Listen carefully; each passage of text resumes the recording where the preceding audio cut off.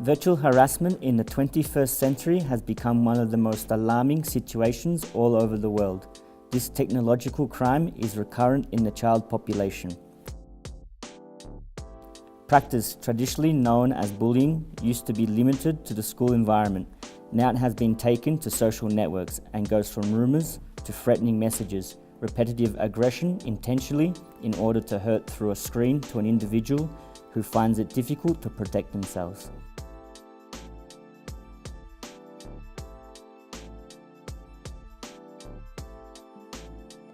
According to the United Nations, UN, 55% of young Latin Americans have been victims of cyberbullying.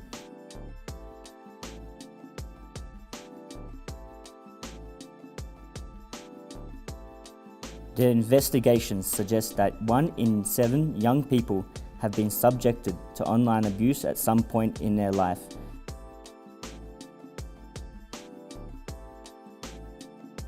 Social networks are active fields for the performance of people with bad intentions.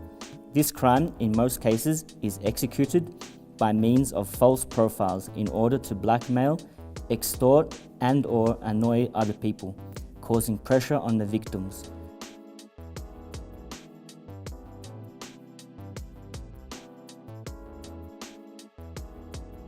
Protect privacy. Block those people who are attacking you psychologically. It is a preventative measure.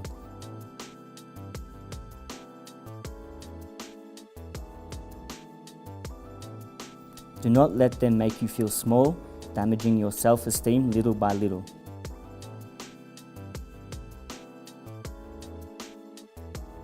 Remember that you are not alone if this type of harassment occurs.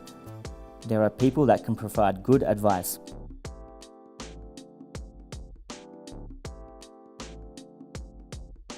Report and ask the website provider to delete the account from which you have received harassment. We can notify you by email and can attach the emails and the others you have received.